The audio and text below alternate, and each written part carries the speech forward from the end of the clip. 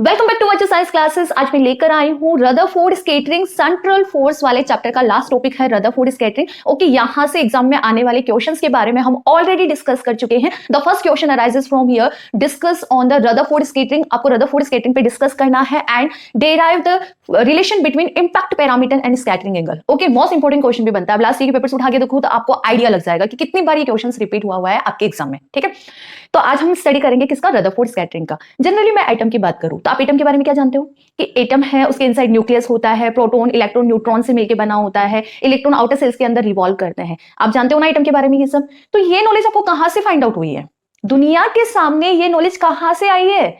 ये नॉलेज आई है by the Rutherford scattering experiment, जिसे हम अल्फा पार्टिकल स्कैटरिंग भी बोलते हैं और जिसे आप ऑलरेडी गो थ्रू हो चुके हो। 12th क्लास में आप सेकंड बुक में एटम वाले चैप्टर में जो फर्स्ट टॉपिक पढ़ के आते हो वो यही है अल्फा पार्टिकल स्कैटरिंग।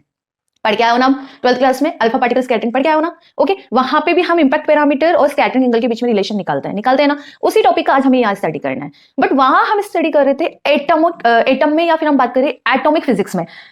क्वेश्चन पहला यही अराइज होता है कि हम सेंट्रल फोर्स वाले चैप्टर में रदरफोर्ड स्कैटरिंग का स्टडी क्यों कर रहे हैं, यहां क्यों नीड हुई है हमें रदरफोर्ड स्कैटरिंग स्टडी करने का? बता सकता है कोई कि हम रदरफोर्ड स्कैटरिंग का स्टडी सेंट्रल फोर्स वाले चैप्टर में क्यों कर रहे हैं? कोई भी पार्टिकल यदि सेंट्रल फोर्स के अंडर मूव करता है तो उसकी ट्रैजेक्टरी किस पर डिपेंड करती है? आपने निकाला है सेंट्रल फोर्स वाली, आप प्लेलिस्ट में जाना, आपने वहां के लेक्चर्स अटेंड किए हैं तो आपको अच्छे से आइडिया है कि कोई भी particle under central force move करता है तो वहां एनर्जी की वैल्यू कंजर्व होती है, टोटल एंगुलर मोमेंटम कंजर्व होता है, उनका जो मोशन है वो प्लेन में होता है। Okay, it mean the trajectory of a particle, if a particle is moving under the central force then the trajectory of particle is depends on conservation of energy। और वहां पे हमने ये इक्वेशन भी डेराइव की थी, कंजर्वेशन ऑफ एनर्जी कितना निकल के आ रहा था, half mv square plus u is the potential energy plus j square upon 2m r square, this is rotational energy, this is equal to a, जो कि हमारे पास कांस्टेंट वैल्यू आती है। ओके, तो बेसिकली देखा जाए तो ट्रैजेक्टरी किस पे डिपेंड करती है, कंजर्वेशन ऑफ एनर्जी पे। और कंजर्वेशन ऑफ एनर्जी में कौन सा फैक्टर है जिस पे ये डिपेंड कर रही है? On the potential energy, on the potential energy of particle. और पोटेंशियल एनर्जी की हम बात करें तो इट्स डिपेंड्स ऑन डिस्टेंस ना, इंफिनिटी से भी किसी एक पार्टिकल को लाने के लिए किया गया वर्क डन, आप उसे तो पोटेंशियल एनर्जी बोलते हो।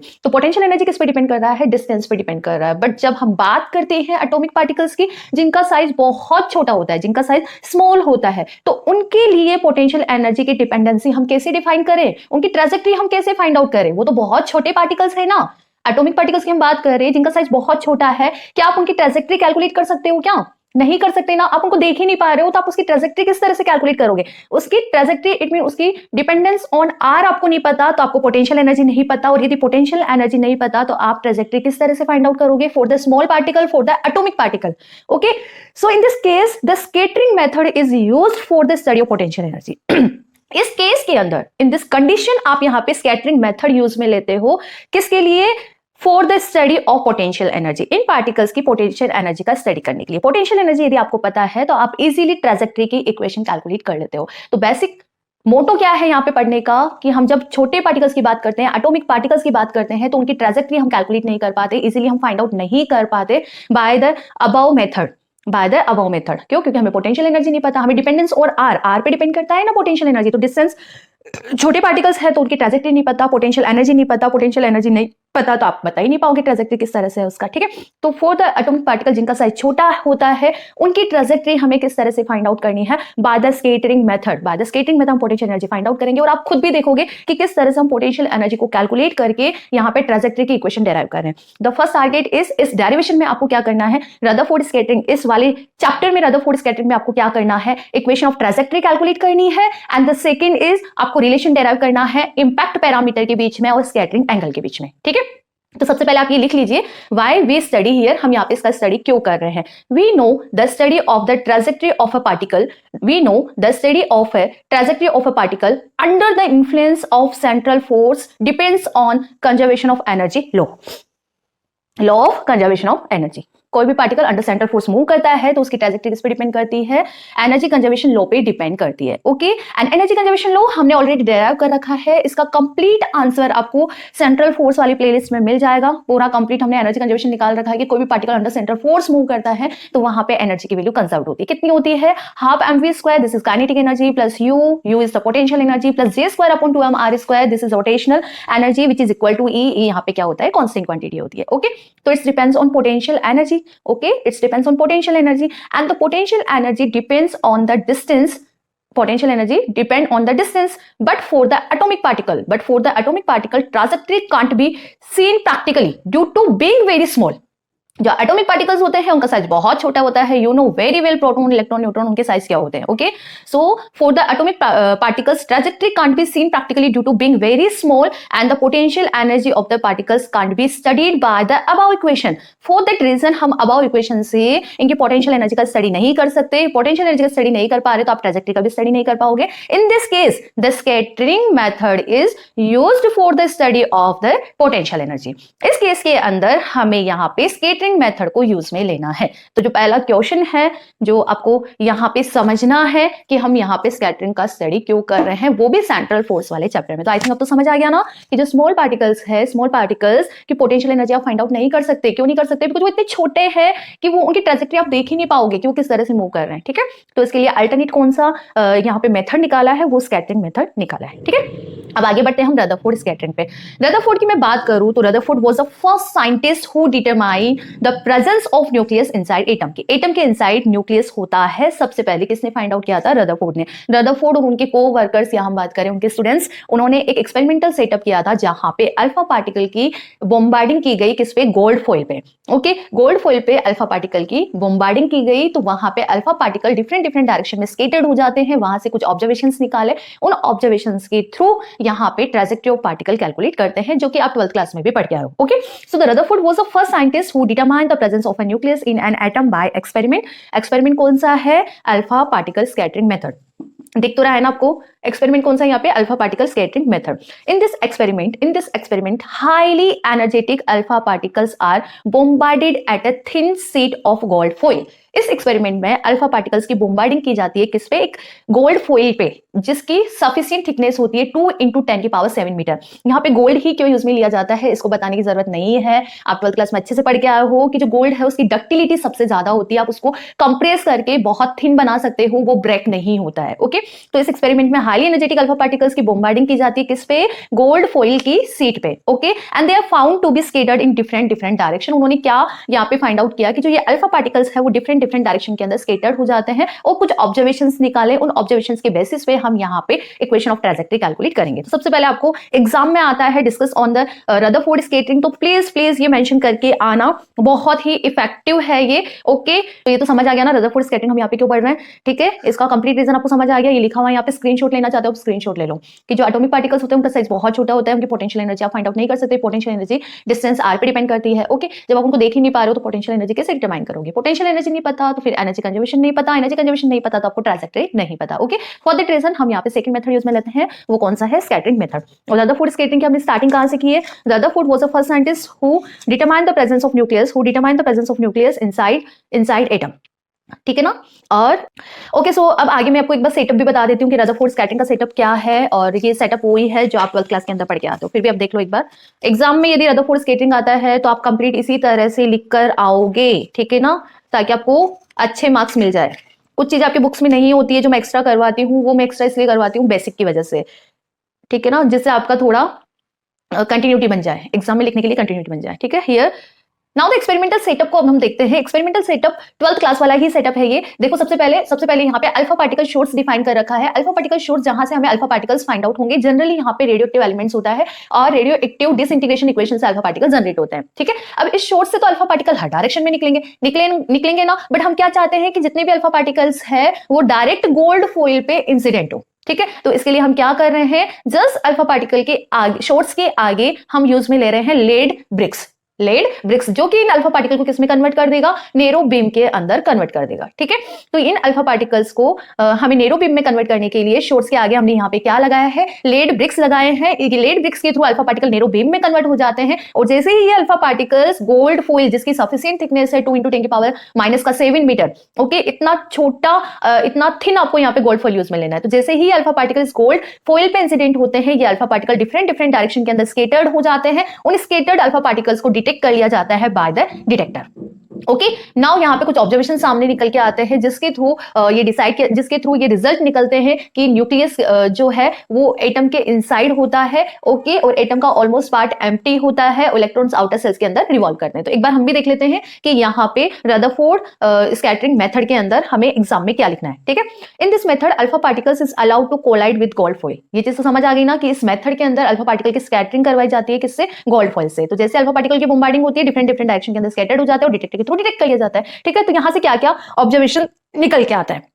The first observation is the measure of alpha particle passed through the seed without any deflection। बिना किसी डिफ्लेक्शन के ही बहुत सारे अल्फा पार्टिकल सीधे निकल जाते हैं। जैसे लाइक यहाँ डायग्राम बना रखा है, this is gold atom, this is gold atom, ये आपके पास गोल्ड एटम है। ओके, ये अल्फा पार्टिकल्स है, जो यहाँ पे आ रहे हैं वो क्या है? अल्फा पार्टिकल्स है। ठीक है, तो जैसे ही अल्फा पार्टिकल्स यहाँ पे इंसिडेंट हो रहे हैं तो यहाँ पे क्या ऑब्जर्व किया कि जो मोस्ट ऑफ अल्फा पार्टिकल्स है वो बिना किसी डिफ्लेक्शन के सीधा ही निकल गए, सीधा ही निकल गए। ये किस चीज को शो कर रहा है? बिना किसी डिफ्लेक्शन के बहुत सारे अल्फा पार्टिकल सीधा निकल गए। किस चीज को शो कर रहा है कि जो मोस्ट ऑफ पार्ट है एटम का वो क्या है? एम्प्टी है, मोस्ट ऑफ पार्ट एम्प्टी है। ठीक है, और कुछ अल्फा पार्टिकल है जैसे ही वह गोल्ड एटम के इन्फ्लुएंस में आए या गोल्ड फॉइल, या देखो इसको आप हेवी एटम भी बोल सकते हो और अल्फा पार्टिकल को light atom, light particles, light atom भी बोल सकते हो।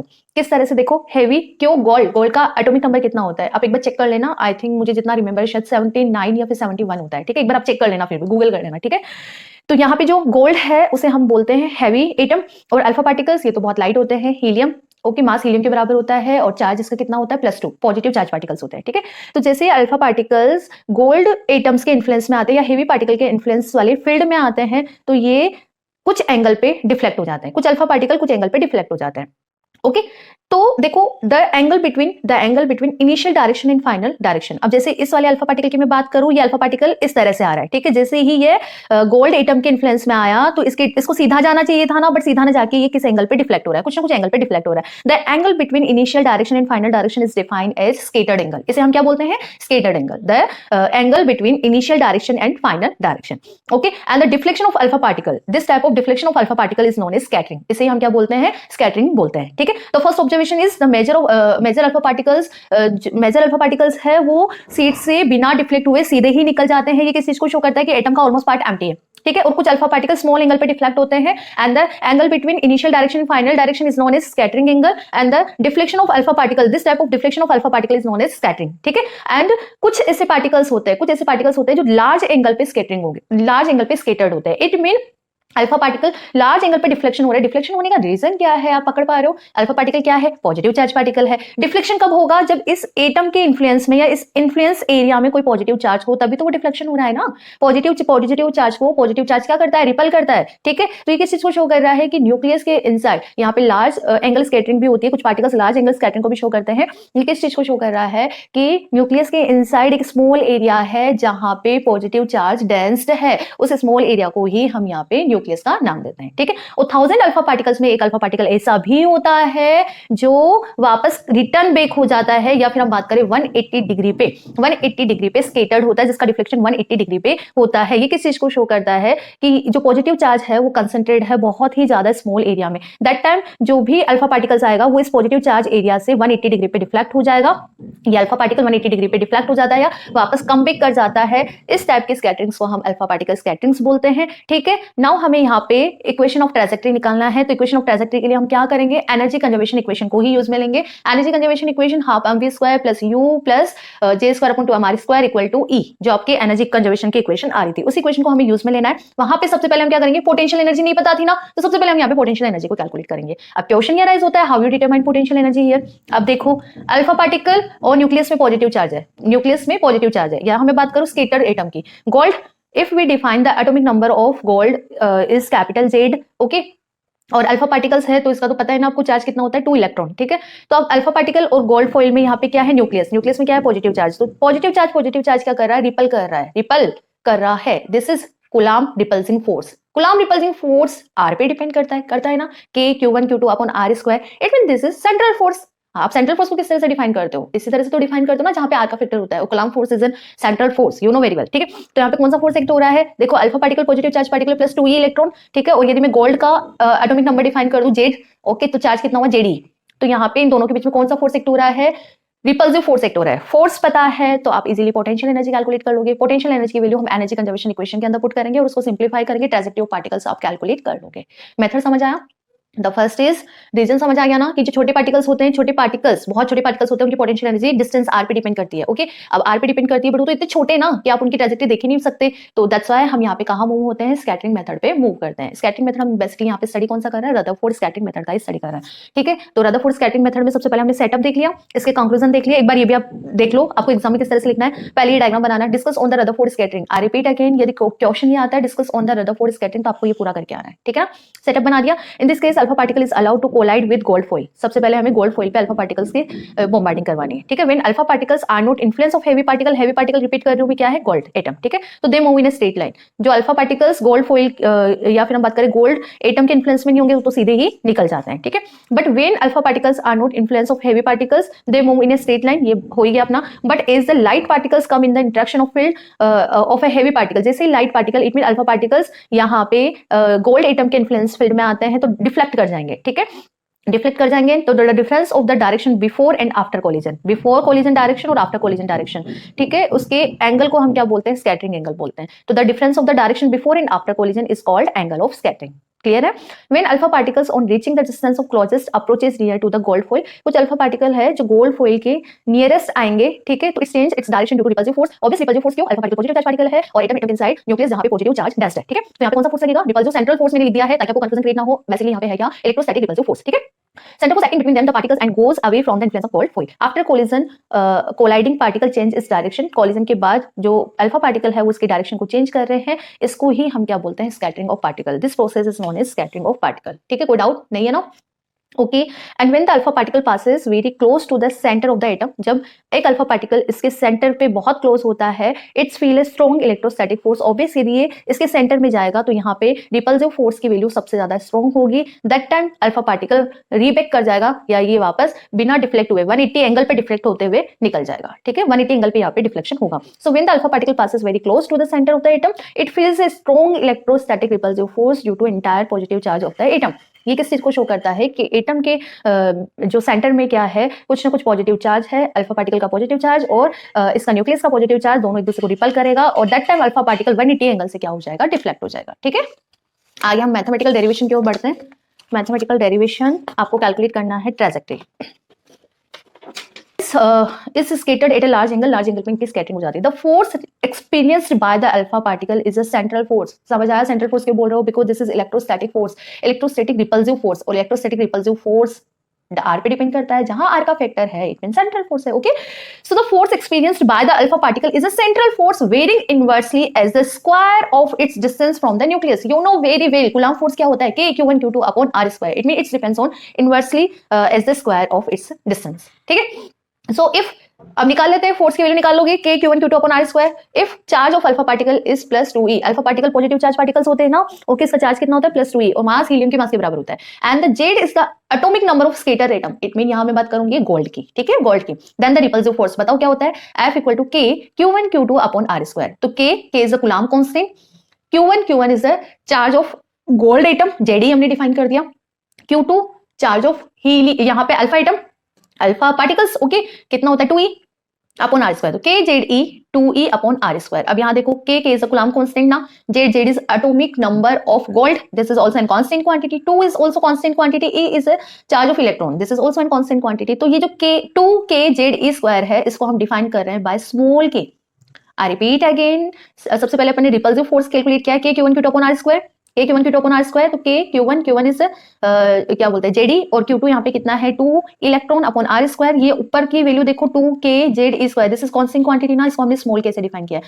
तो f कितना आ रहा है आपके पास, small k upon r square, r के यहाँ पे डायरेक्शन ऑफ फोर्स को शो कर रहा है। ठीक है, small k upon r square, r के फोर्स पता है, पोटेंशियल एनर्जी डिटरमाइन करना है, कर लोगे क्या, कैसे करते हैं, पोटेंशियल एनर्जी का basic formula U equal to कितना होता है, minus infinity to R F dot D R. This is the formula of potential energy ना, U equal to minus infinity to R F dot D R. क्या करना है, force की value put करनी है, तो कर दो इक्वेशन नंबर 2 से फोर्स की वैल्यू, बहुत सिंपल मैथमेटिकल है।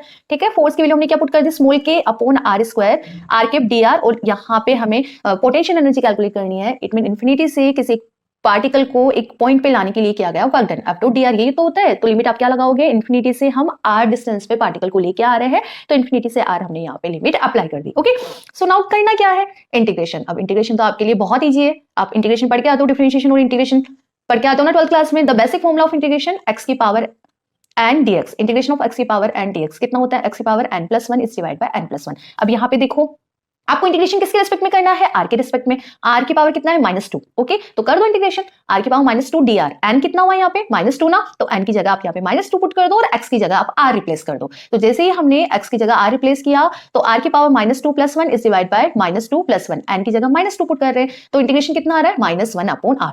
ठीक है, put the value of integration कितना आ रहा है, -1 अपॉन आर। और के यहाँ पे कांस्टेंट है, तो कांस्टेंट क्वांटिटी हमने के लिख दी, माइनस का 1/r। लिमिट आपको अप्लाई करनी है इन्फिनिटी टू आर, तो इन्फिनिटी टू आर अप्लाई करो। अपर लिमिट लगाओगे, सबसे पहले अपर लिमिट अप्लाई करोगे, करो अपर लिमिट। ठीक है, माइनस साइन पहले भी, minus minus plus K by R. Upper limit apply की तो कितना आ रहा है, K by R, minus lower limit apply करोगे 1 अपॉन इन्फिनिटी, इट मीन 0, तो कितना आ रहा है, K by R. Upper limit apply करो तो कितना आ रहा है, K by R, minus of lower limit. Lower limit में कितना आ रहा है, 0 आ रहा है ना, बिकॉज 1 अपॉन इन्फिनिटी है, तो पोटेंशियल एनर्जी कितना आ गया आपके पास, के बाय आर। 1/r को सेंट्रल फोर्स वाले चैप्टर में आप क्या कंसीडर करके चल रहे हो, small you. If we put 1/r equal to small u, then the potential energy will be ku। और आपका टारगेट क्या था, पहला टारगेट कि एनर्जी कंजर्वेशन में आपको पोटेंशियल एनर्जी की वैल्यू पुट करनी है, कितना आ रहा है, स्मॉल के यू। ठीक है, तो अब क्या करें, पोटेंशियल एनर्जी पता है, तो एनर्जी कंजर्वेशन इक्वेशन के अंदर आपको पोटेंशियल एनर्जी की वैल्यू पुट करनी है। ठीक है, मैं थोड़ा सा ऊपर शिफ्ट कर देती हूँ, समझ आ रहा है ना आपको। अब देखो यहाँ पे u हमने कैलकुलेट कर लिया, तो आपको करना क्या था, u तो कैलकुलेट करना था, एनर्जी कंजर्वेशन इक्वेशन में u पता नहीं था ना आपको। ठीक है, तो आप कर दो इक्वेशन नंबर 3 से एनर्जी कंजर्वेशन इक्वेशन आपकी क्या निकल के आती है, half M V square, V को आप क्या लिखोगे, D R by D T का होल स्क्वायर। ठीक है, तो half M D R by D T का whole square plus U plus J square upon 2 mr square equal to E. यहाँ पे कांस्टेंट क्वांटिटी होती है। ठीक है, पुट करो u की वैल्यू, यदि मैं इक्वेशन नंबर 3 से पुट करूंगी, इक्वेशन नंबर 3 से यदि हम u पुट करते हैं तो ठीक है आपका इक्वेशन बन जाएगा। बट अब देखो यहाँ पे एक तो आपको dr बाई dt नहीं पता कि dr बाई dt क्या है, this is the velocity of particle, तो आपको ये नहीं पता एक तो, और एक आपको j नहीं पता कि यहाँ पे j की वैल्यू आपको क्या पुट करनी है। तो नेक्स्ट टारगेट आपका क्या रहेगा, इसी इक्वेशन के अंदर dr बाई dt की वैल्यू कैलकुलेट करनी है और j की वैल्यू कैलकुलेट करनी है और पुट करना है और सिंप्लीफाई करना है। ठीक है, तो आई रिपीट अगेन, स्टेप्स में बता देती हूँ। स्टेप्स क्या है, रदरफोर्ड स्कैटरिंग में रिपल्सिव फोर्स आ रहा है, सेंट्रल फोर्स है। ठीक है, ठीक है, फोर्स से हमने पोटेंशियल एनर्जी निकाल ली, तो एक फंडा तो क्लियर हो गया कि आप एनर्जी कंजर्वेशन में पोटेंशियल एनर्जी की वैल्यू पुट कर दोगे। पोटेंशियल एनर्जी हमने कैलकुलेट कर लिया, but DR by DT velocity of particle नहीं पता, जे नहीं पता, तो अब अगला मोटो आपका क्या रहेगा कि आपको डीआर बाई डीटी कैलकुलेट करना है और जे कैलकुलेट करना है। अब कैसे कैलकुलेट करें, कैसे कैलकुलेट करना है, सबसे पहले हम डीआर बाई डीटी कैलकुलेट कर रहे हैं। डीआर बाई डीटी, आर का आपने की रिलेशन पढ़ा है अभी तक, यू इक्वल टू 1/r पढ़ा है ना, आप ऊपर भी पुट कर रहे थे ना, यू इक्वल टू 1/r, आपको दिख तो रहा है ना। देखो मुझे भी इस मेथड में पढ़ाने में मजा ही नहीं आता, एक बोर्ड वाली फीलिंग बोर्ड वाली होती है और एक पेन पेपर वाली फीलिंग पेन पेपर वाली फीलिंग होती है, बट अभी मेरी मजबूरी है कि मैं बोर्ड वाला सेटअप नहीं कर सकती। बट अब जो बोर्ड वाला सेटअप होगा ना, वो खतरनाक लेवल पे होगा। आप वेट करो, 10 अप्रैल तक वेट करो, उसके बाद जो कमबैक होगा ना, वो खतरनाक लेवल पे कमबैक होगा। ठीक है, अभी तो आपके एग्जाम्स है, तो मुझे भी थोड़ा बहुत कॉम्प्रोमाइज करना पड़ रहा है और आप भी थोड़ा बहुत कॉम्प्रोमाइज करो। ठीक है ना, तो किस तरह से dr बाई dt कैलकुलेट करेंगे, u इक्वल टू 1/r आपको पता है। ठीक है, u का डिफरेंशिएशन कर दो थीटा के रिस्पेक्ट में, यदि आप u का डिफरेंशिएशन करोगे थीटा के रिस्पेक्ट में, दोनों साइड करो, du बाई dt था। ठीक है, यहाँ पे 1/r का कितना होगा डिफरेंशिएशन, माइनस का 1 अपॉन r स्क्वायर। r क्या है, थीटा के साथ वेरी कर रहा है, तो r का भी डिफरेंशिएशन होगा थीटा के रिस्पेक्ट में, तो आपके पास कितना आ रहा है, du by D theta, du by theta equal to minus का 1/r square dr by D theta. ठीक है, अब चाहिए तो आपको dt चाहिए, तो क्या करे, dr बाई डी थीटा के, देखना अच्छे से सुनना, न्यूमरेटर और डिनोमिनेटर में 1 अपॉन dt से मल्टीप्लाई कर दो, न्यूमरेटर में भी 1 अपॉन dt से मल्टीप्लाई कर दो, डिनोमिनेटर में भी 1 अपॉन dt से मल्टीप्लाई कर दो, कोई फर्क नहीं पड़ेगा ना, 1 अपॉन dt तो कैंसिल हो जाता है। ठीक है, तो नेक्स्ट स्टेप में हमने क्या किया है, देखो यहाँ पे 1 अपॉन dt से dr को भी मल्टीप्लाई किया और d थीटा को भी 1 अपॉन dt से मल्टीप्लाई किया, कोई दिक्कत नहीं है ना। तो इक्वेशन किस में कन्वर्ट हो जाएगी, du by d theta equal to minus का 1 upon r square dr by dt is divide by d theta by dt। Okay, so now we calculate the value of d theta by dt। अब d theta by dt आपको पता ही नहीं है, क्यों नहीं पता, कोई दिक्कत नहीं है, we know very well the relation of j and R. J कितना होता है, M R square D theta by D T, J होता है ना, आप कैलकुलेट कर रखे हो ना, J equal to M R square D theta by D T, तो D theta by D T यहाँ से कितना आ रहा है, J upon M R square, तो यहाँ D theta by D T की जगह आप पुट कर दो J upon M R square. Boring तो नहीं लग रहा ना आपको, अब देखो बोरिंग भी लग रहा है, तो अभी तो मैं क्या कर सकती हूँ, आपको पढ़ना है तो आप पढ़ो। ठीक है, मैं रिपीट कर देती हूँ, फिर भी मैं एक बार रिपीट कर देती हूँ। देखो सबसे पहले फोर्स निकाला, फोर्स के बाद हमने पोटेंशियल एनर्जी निकाली, पोटेंशियल एनर्जी तो हमें पता चल गई अब इस एनर्जी इक्वेशन में, बट अभी भी हमें dr बाई dt नहीं पता, j नहीं पता, तो कैसे कैलकुलेट करें? u का हमें रिलेशन पता है 1/r, तो हमने क्या किया, इसका थीटा के रेस्पेक्ट में डिफरेंशिएशन कर दिया, यहाँ हमने थीटा के रेस्पेक्ट में डिफरेंशिएशन कर दिया, ठीक है। अब तो dr बाई dt चाहिए ना, तो dt का फैक्टर कहां से लाए, हम क्या करें, इसके न्यूमरेटर और डिनोमिनेटर में 1/dt से मल्टीप्लाई करें, 1/dt से मैंने मल्टीप्लाई कर दिया, ठीक है। अब d थीटा बाई dt को हटाना है तो क्या करें, j इक्वल टू होता है mr square d theta by dt, तो d थीटा बाई dt यहां से रिमूव होकर कितना आ रहा है, j अपॉन mr स्क्वायर, ठीक है। So now if we put d theta by dt j upon mr square in above equation, इस इक्वेशन में पुट करो आप, जैसे आप इस इक्वेशन के अंदर पुट करोगे तो आपका यहाँ पे du बाई डी थीटा कितना आ रहा है, माइनस का 1 upon R square dr by dt upon j upon mr square. अब आपको तो dr बाई dt चाहिए ना, अब तो कर लोगे इजीली, कैसे करोगे देखो, dr by dt j upon mr square को इधर लेके आ जाओ, जो कैंसिल हो रहा है वो कैंसिल कर देना, ठीक है। सिंप्लीफाई करते हैं, du बाई डी थीटा, ठीक है, j अपॉन mr स्क्वायर, ये mr स्क्वायर j के डिनोमिनेटर में है तो ऊपर जाएगा, जैसे ऊपर गया तो r स्क्वायर से r स्क्वायर कैंसिल, ठीक है, तो माइनस का m by j dr by dt। अब dr बाई dt चाहिए तो इस टर्म को, ये जो आगे वाली टर्म है इसको भी आप इधर ले जाओ, जैसे आप इधर लेके जाओगे तो माइनस का j बाई m, तो dr बाई dt कितना आ गया, माइनस का j by m du by dt theta. Put देखो dr बाई dt निकाल लिया तो पुट कर दो इक्वेशन में, इक्वेशन कौन सी है, एनर्जी कंजर्वेशन वाली इक्वेशन, क्या थी, half mv square half m dr by dt का whole square plus u j square upon 2mr square equal to e, तो हम यहाँ पे क्या कर रहे हैं, dr बाई dt की वैल्यू पुट कर रहे हैं। इक्वेशन नंबर 5 से हमने यहाँ पे वैल्यू पुट कर दी, जैसे आप वैल्यू पुट करोगे सिंप्लीफाई करो, हाफ m, ये कितना होगा, स्क्वायर है, माइनस का स्क्वायर करोगे प्लस ही आएगा, j square upon m square du by D theta का whole square plus j square upon 2mr square e, और ये पोटेंशियल एनर्जी को हम इधर लेके आ रहे हैं तो कितना आ गया, e माइनस u। आई रिपीट अगेन, एनर्जी कंजर्वेशन वाली जो इक्वेशन थी वहां पे हम dr बाई dt की वैल्यू पुट कर रहे हैं, कर दी हमने, ठीक है। पोटेंशियल एनर्जी अभी आपने कैलकुलेट की है, कितना आ रहा था, माइनस का पोटेंशियल एनर्जी कितना आ रहा था, स्मॉल के यू ना, तो हमने यहाँ पे e माइनस स्मॉल के यू पुट कर दिया, कोई दिक्कत अब तो नहीं है, ठीक है। नाउ अब इसको सिंप्लीफाई करो, इसको आगे कैसे सिंप्लीफाई करना है, देखो इस इक्वेशन में जो वैल्यू कॉमन आ रही है कॉमन ले लो, यदि मैं लेफ्ट हैंड साइड की बात करूं तो j square upon 2m, left hand side में j स्क्वायर अपॉन 2m दोनों में है ना, तो इस टर्म से j square upon 2m common ले लो, ठीक है। यदि आप कॉमन लोगे तो j स्क्वायर अपॉन 2m इसके बाहर आएगा, ठीक है, और इस j स्क्वायर अपॉन 2m को मैं RHS साइड लाऊंगी तो 2m अपॉन j स्क्वायर होगा, this is simple mathematic now. I repeat again, जैसे हमने यहाँ पे u की वैल्यू पुट कर दी, u इज पोटेंशियल एनर्जी, और dr बाई dt की वैल्यू पुट कर दी, j स्क्वायर अपॉन 2m दोनों टर्म LHS साइड में j स्क्वायर अपॉन 2m दोनों में कॉमन है तो हमने कॉमन ले लिया, कॉमन लेके RHS साइड की ओर लेके आ गए, ठीक है। अब इस इक्वेशन को देखो, इस इक्वेशन में क्या अननोन क्वांटिटी है, अननोन क्वांटिटी क्या है, अगेन j अभी तक आपको नहीं पता ना, वेलोसिटी तो हमने निकाल ली, dr बाई dt तो हमने निकाल ली, बट आपको j नहीं पता, j इज एंगुलर मोमेंटम। अब इसको हम किस तरह से फाइंड आउट करेंगे, इसको फाइंड आउट करने के लिए आपको जाना है अल्फा पार्टिकल स्कैटरिंग वाले डायग्राम पे, कहां जाना है, अल्फा पार्टिकल स्कैटरिंग वाले डायग्राम पे। अब देखो j की वैल्यू कैलकुलेट करनी है तो j किस तरह से कैलकुलेट करें, j को कैलकुलेट करने के लिए हमने यहाँ पे क्या कंसीडर किया है कि जो अल्फा पार्टिकल है इन्फिनिटी से न्यूक्लियस की ओर, न्यूक्लियस इट मीन कौन सा आइटम, गोल्ड वाला आइटम, ठीक है, इन्फिनिटी से अल्फा पार्टिकल की बॉम्बार्डिंग की जा रही है इन द डायरेक्शन ऑफ ओपी, ये रहा अल्फा पार्टिकल को हम इंसिडेंट कर रहे हैं कहां से, इन्फिनिटी से in the direction of OP alpha particle की बॉम्बार्डिंग की जा रही है। जैसे ही अल्फा पार्टिकल की बॉम्बार्डिंग करते हैं ये ओरिजिन के पास आता है तो obvious due to positive charge, यहाँ पे गोल्ड फॉइल का न्यूक्लियस है तो पॉजिटिव चार्ज, और अल्फा पार्टिकल पॉजिटिव चार्ज है, तो जैसे ही ये ओरिजिन के पास आता है तो अपनी डायरेक्शन को चेंज कर लेता है, डिफ्लेक्ट हो जाता है, ठीक है। इस तरह से हमने ये डिफ्लेक्शन को शो किया है, ठीक है। अब देखो इंसिडेंट आप इस तरह से कर रहे थे तो इंसिडेंट हमने डायरेक्शन ये शो की है, ये रही इंसिडेंट डायरेक्शन, ठीक है, बट स्केटर्ड किस डायरेक्शन में हो रहा है, इस डायरेक्शन में, तो हमने ये डायरेक्शन शो कर दी आफ्टर कोलिजन वाली direction. The angle between before collision and after collision is known as scattered angle, तो ये रहा आपका scattered angle. I repeat again, ये न्यूक्लियस है किसका, गोल्ड का, जैसे ही हम अल्फा पार्टिकल की स्कैटरिंग कर रहे हैं कहां से, इन्फिनिटी से कोई भी अल्फा पार्टिकल है वो आ रहा है इन द डायरेक्शन ऑफ न्यूक्लियस, यदि आएगा ये, ठीक है, तो जैसे ही ओरिजिन के पास आता है तो ये डिफ्लेक्ट हो जाता है बाय द स्केटर्ड एंगल, जिसे हम 5 से रिप्रेजेंट करते हैं, ठीक है। So let the alpha particle is moving with v not velocity from infinity toward nucleus in the direction of po direction, ठीक है, इन्फिनिटी से v नॉट वेलोसिटी से इंसिडेंट कर रहे हैं हम इन the direction of po direction, ठीक है। तो अब बताओ इन्फिनिटी पे तो पोटेंशियल एनर्जी क्या होती है, जीरो ना, तो दैट टाइम यहाँ पे इन्फिनिटी पे, दैट टाइम इनिशियल कंडीशन पे अल्फा पार्टिकल की जो एनर्जी होगी, ओवरऑल एनर्जी वो क्या होगी, केवल काइनेटिक एनर्जी होगी। So the initial total energy of the particle when the particle is not under the influence of nucleus, जब इस न्यूक्लियस के इन्फ्लुएंस में नहीं होता है, that time potential energy will be zero. Why, because infinity पे potential energy की value क्या होती है, जीरो होती है, ठीक है।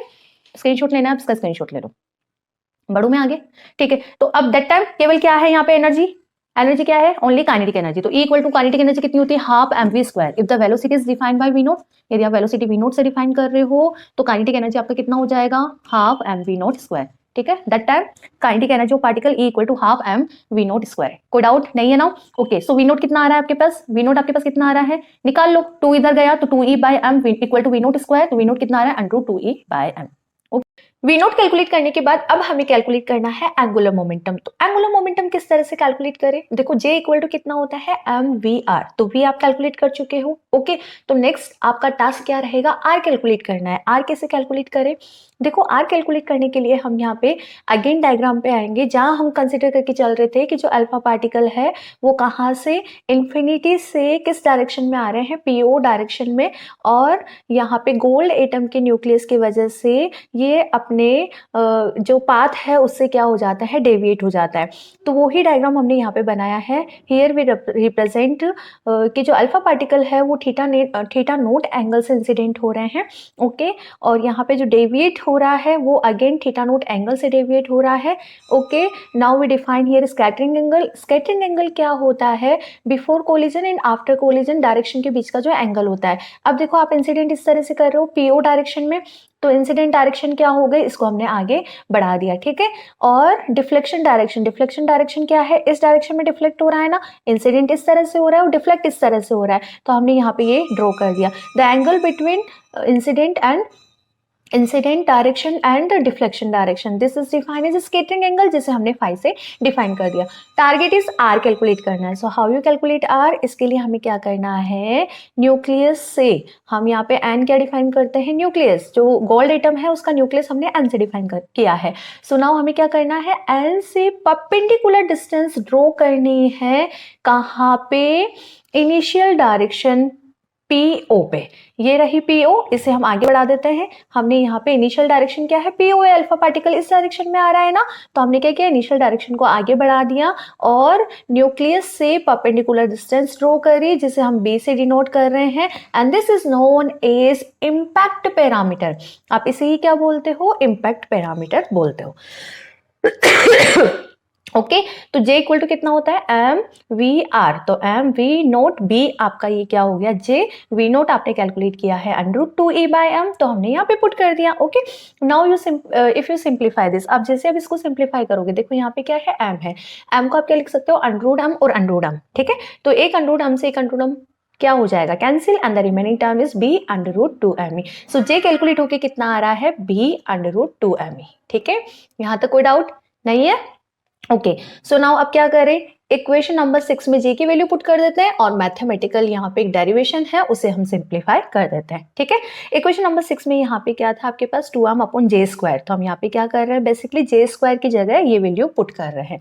J आपके पास ये है तो इसका स्क्वायर करोगे तो कितना आएगा? 2meb²। तो हमने यहाँ पे J² की वैल्यू पुट कर दी इन इक्वेशन नंबर 6। ठीक है, जैसे हमने ये वैल्यू पुट की, ओके, तो इक्वेशन नंबर 6 आपका कितना आ रहा है? du/d²। मैं इसको थोड़ा सा आगे फॉरवर्ड कर देती हूँ।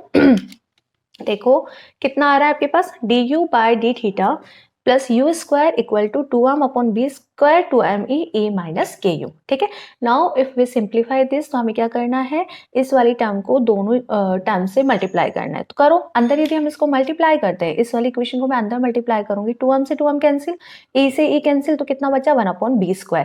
इस वाली टर्म से भी इसको मल्टीप्लाई करो, यदि इससे मल्टीप्लाई करोगे तो 2mku/b 2me, m से m कैंसिल। ओके, नाउ अब हम यहाँ नोटिस करना, हम यहाँ पे क्या कर रहे हैं?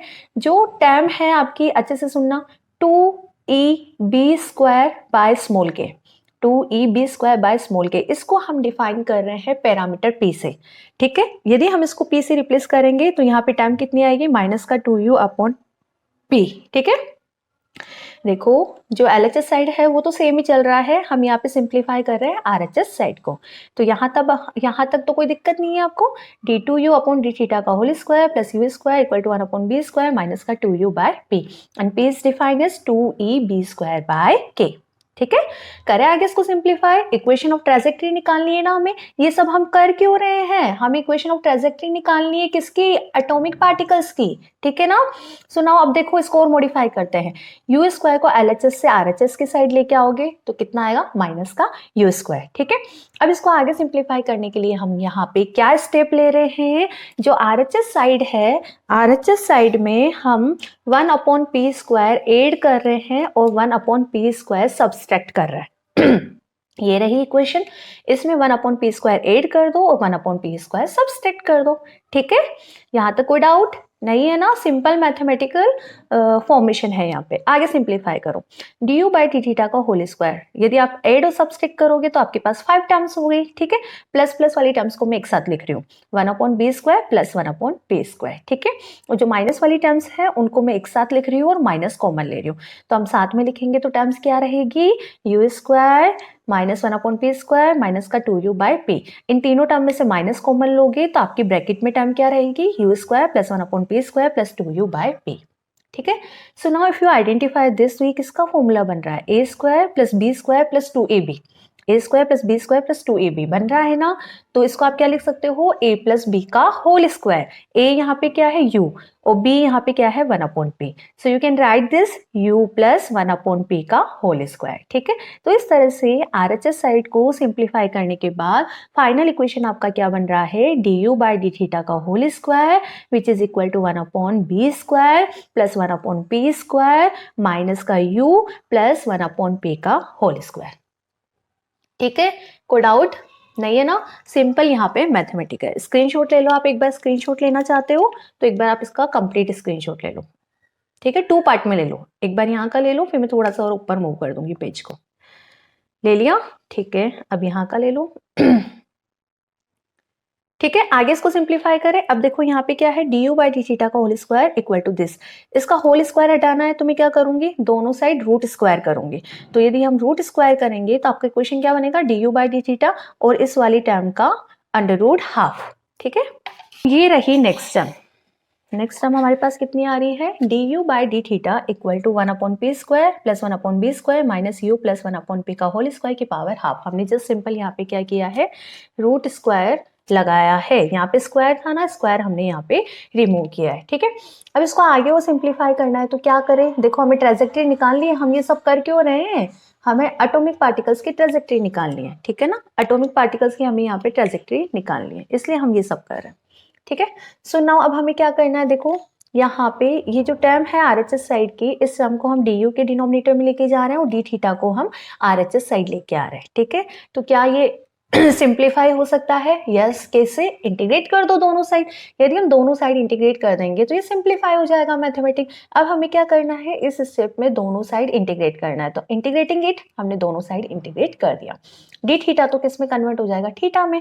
नाउ टास्क इज आपको ये इंटीग्रेशन सिंप्लीफाई करना है ना। अब देखो इस इंटीग्रेशन को किस तरह से सिंप्लीफाई करें, क्या ये कोई स्टैंडर्ड बन रहा है, स्टैंडर्ड इंटीग्रेशन बन रहा है, यस। यदि हम इसको कंसिडर करें 1/p² प्लस 1/b² को a², if we consider 1/p² plus 1/b² equal to a² and u plus 1/p का square equal to x², if we consider this, तो आप यहाँ पे फॉर्मेशन देखो कि क्या बनेगी, du/√a² माइनस x²। ठीक है, और इसका स्टैंडर्ड इंटीग्रेशन का सिंप्लीफिकेशन क्या होता है, minus cos inverse x/a। I repeat again, if we consider this term is a² and this term is x², तो this is standard integration 1/√a² minus x² dx। ठीक है, which is equal to minus cos inverse x/a। ठीक है, so minus cos inverse x आप क्या consider करके चल रहे हो, u प्लस 1/p, तो पुट कर दो, a यहाँ से क्या आएगा 1/p² प्लस 1/b² के होल की पावर हाफ। देखो ये आप a² कंसीडर कर रहे थे तो a कितना आएगा, इसकी पावर हाफ आएगा ना, तो हमने यहाँ पे वैल्यू पुट कर दी, कोई दिक्कत नहीं होनी चाहिए ना। ओके, आगे सिंप्लीफाई करो, माइनस को हम इधर लेके आएंगे तो क्या होगा, ये माइनस थीटा, कोस इनवर्स को भी मैं इधर लेके आऊंगी तो क्या बनेगा, ये cos minus theta. By the trigonometry, cos minus theta is equal to cos theta. So you can say cos theta equal to u plus 1/p is divided by 1/b² plus 1/p² की power half. ठीक है, this is simple mathematics. Screenshot ले लो आप यहाँ तक का, एक minute, यहाँ तक का आप स्क्रीनशॉट ले लो। ठीक है, आगे बढ़े। ओके, सो कोस थीटा आपके पास कितना आ रहा है, ये आ रहा है। आगे करें इसको सिंप्लीफाई, इक्वेशन ऑफ ट्रांजैक्टरी निकालनी है हमें, तो u प्लस 1/p, हम इस वाली टर्म को इधर लेके आएंगे, तो आपका एक्सप्रेशन क्या बनेगा, u plus 1/p equal cos theta और under root 1/p square plus 1/b square. देखो यहाँ डिनोमिनेटर में पावर हाफ है, तो मैं इसको अंडर रूट के फॉर्म में लिख रही हूँ, ठीक है। करें आगे सिंप्लीफाई। इस टर्म में से यदि मैं 1/p कॉमन लूँ, अंडर रूट में से 1/p स्क्वायर कॉमन लूंगी, देखो ऐसे नहीं समझ आता है, तो पहले आप यहाँ पे p स्क्वायर से ऊपर नीचे मल्टीप्लाई कर दो, कर दिया, ठीक है। अब 1/p स्क्वायर कॉमन ले लो, अंडर रूट में से 1/p स्क्वायर कॉमन लेंगे तो बाहर 1/p आएगा ना, ठीक है। तो रिमेनिंग टर्म कितनी बचेगी, under root 1/p square common ले लिया तो 1 प्लस यहाँ पे p स्क्वायर से ऊपर नीचे मल्टीप्लाई किया, 1/p स्क्वायर कॉमन ले लिया तो p square upon b square आपके पास रिमेनिंग टर्म रह गई, एंड मल्टीप्लाई कोस थीटा, ठीक है। 1/p से 1/p cancel, the remaining term up plus 1 equal to under root 1 plus p square upon b square cos theta, ठीक है। This is very simple mathematical, okay, बहुत simple mathematical है ये। आप एक दो बार रिवाइज करोगे तो आपकी ये टिप्स पे आ जाएगी, ठीक है ना। करो आगे सिंप्लीफाई, तो यूपी प्लस 1 इक्वल टू आपके पास ये टर्म आ रही, कोई दिक्कत नहीं है ना, ठीक है। इसको आइडेंटिफाई करो, इसको हम क्या लेके चल रहे थे, एसेंट्रिसिटी, दिस इज एसेंट्रिसिटी ना, तो इसको हम किससे रिप्लेस कर देंगे, एप्सिलॉन से। तो यूपी और प्लस 1 को आप इधर लेके आओगे, तो इसको हमने एप्सिलॉन से रिप्लेस कर दिया, तो यहाँ पे UP plus 1 equal to epsilon cos theta, ठीक है। तो यूपी प्लस 1 को आप इधर लेके आओ, तो एप्सिलॉन कोस थीटा प्लस 1 इधर आएगा तो -1, तो ये एप्सिलॉन कोस थीटा -1, ठीक है। u क्या होता है, 1/r ना, तो हमने यहाँ पे u को 1/r पुट कर दिया, तो p upon r equal epsilon cos theta -1, तो r आपके पास कितना कैलकुलेट आ रहा है, p is divide by epsilon cos theta -1, this is value of r, आ रही है ना r की वैल्यू। ओके अब इस r की वैल्यू से आप खुद आइडेंटिफाई करके बताओ कि यहाँ पे ट्रेजेक्ट्री किस टाइप की होगी। हमने जब इससे पहले सेंट्रल फोर्स वाले चैप्टर में इक्वेशन ऑफ ट्रेजेक्ट्री हमने कैलकुलेट की थी कार्टेशियन कोऑर्डिनेट सिस्टम में, वहाँ पे हमने याद हो आपको तो ट्रेजेक्ट्री देखी थी कि कब हाइपरबोला होती है, कब पैराबोला होती है। ये इक्वेशन किस चीज़ को डिनोट करती है, ये इक्वेशन डिनोट करती है कि यहाँ पे जो पार्टिकल की ट्रेजेक्ट्री होगी वो किस टाइप की होगी, हाइपरबोला होगी। तो किस तरह से एटॉमिक पार्टिकल्स के लिए हमने रदरफोर्ड स्कैटरिंग के थ्रू ट्रेजेक्ट्री कैलकुलेट की है, r equal to p upon epsilon cos theta -1, this represent equation of hyperbola and this is equation of hyperbola, hence the trajectory of alpha particle under central repulsive force is hyperbolic. यहाँ पे जो trajectory होगी particle की वो क्या होगी, hyperbolic होगी। तो इस तरह से सेंट्रल फोर्स वाले चैप्टर में हमने रदरफोर्ड स्कैटरिंग के थ्रू एटॉमिक पार्टिकल्स की ट्रेजेक्ट्री कैलकुलेट की। तो आपको समझ आया कि हम यहाँ पे रदरफोर्ड स्कैटरिंग क्यों स्टडी कर रहे हैं, ठीक है। तो फर्स्ट क्वेश्चन यही आता है यहाँ से रदरफोर्ड स्कैटरिंग से कि आपको रदरफोर्ड स्कैटरिंग पे डिस्कस करना है। स्क्रीनशॉट ले लिया आपने, ये इसका भी ले लो, नीचे वाले पार्ट का भी, ठीक है। तो किस तरह से रदरफोर्ड स्कैटरिंग के थ्रू हम पार्टिकल की ट्रेजेक्ट्री फाइंड आउट कर सकते हैं, कौन से पार्टिकल्स की, एटॉमिक पार्टिकल्स की, ठीक है। नेक्स्ट लेक्चर में हम कैलकुलेट करेंगे relation between impact parameter and scattering angle, जो कि मोस्ट इंपॉर्टेंट क्वेश्चन है आपके एग्जाम के पर्पज से, डेफिनेटली वहां पे क्वेश्चन आता है। एक सिंपल सा डेरिवेशन है, यदि ये लेक्चर आपको अच्छे से समझ आ गया तो जो नेक्स्ट लेक्चर है वो भी इजीली आपको समझ आ जाएगा, ठीक है। सो जाते जाते आपसे मेरी एक रिक्वेस्ट है, अभी तक आपने चैनल को सब्सक्राइब नहीं किया है तो प्लीज प्लीज प्लीज चैनल को सब्सक्राइब कर दो और जल्दी से अपने फ्रेंड्स को, अपने जो क्लासमेट्स हैं उन सबको फॉरवर्ड कर दो, ठीक है। और लाइक करना मत भूला करो, बहुत मेहनत लगती है एक लेक्चर को बनाने में, ठीक है। कंटेंट निकालना, इसको रिकॉर्ड करना, एडिट करना, अपलोड करना बहुत मेहनत लगती है, ठीक है। तो एक लाइक कर दिया करो यार, ठीक है ना। कमेंट करना मत भूलना, आपको अच्छा लग रहा है तो अच्छा बोलो, यदि आपको कुछ समझ नहीं आ रहा है तो वो भी आप कमेंट सेक्शन में कमेंट करके पूछ सकते हो, ठीक है। कमेंट आप करने में हेजिटेशन रहता है तो भी कोई दिक्कत नहीं है, अपना इंस्टाग्राम पे पेज है वर्चू क्लासेस 99, ठीक है। वर्चू क्लासेस 99 इंस्टाग्राम पे पेज है, ठीक है। आप यहाँ पे पर्सनल मुझे मैसेज कर दो, कोई डाउट है तो वहाँ पे शेयर कर दो। और इसके नोट्स मुझे आप एक बार क्या बोलते हैं अपने इंस्टाग्राम आईडी पे मैसेज कर दो, मैं पर्सनली आपको फोटोज शेयर कर दूंगी, क्योंकि जैसे ही मैं कमेटी में अपलोड करती हूँ तो क्वालिटी वहाँ पे डाउन हो जाता है। और इस बार जो मैंने नोट्स निकाले वो बड़े बड़े पेजेस पे निकाले, क्योंकि डेरिवेशन इतना बड़ा था, ठीक है। तो शायद पिक्चर में लूंगी तो मैं भी पूरी नहीं आए एक साथ, ठीक है। तो बट फिर भी मैं ट्राई करूंगी आप मुझे वर्चुअल क्लासेस 99 इंस्टाग्राम पे आईडी पे मैसेज कर देना, मैं इसके नोट्स जो है वो आपको फॉरवर्ड कर दूंगी पीडीएफ बना के, ठीक है ना। सो एक बार एग्जाम में जाने से पहले रदरफोर्ड स्कैटरिंग को 100% पढ़ के जाना ही है, ठीक है ना। ओके, मिलते हैं नेक्स्ट लेक्चर में एक नए टॉपिक के साथ, जहां हम कैलकुलेट करेंगे relation between impact parameter and scattering angle. Okay, thank you, bye.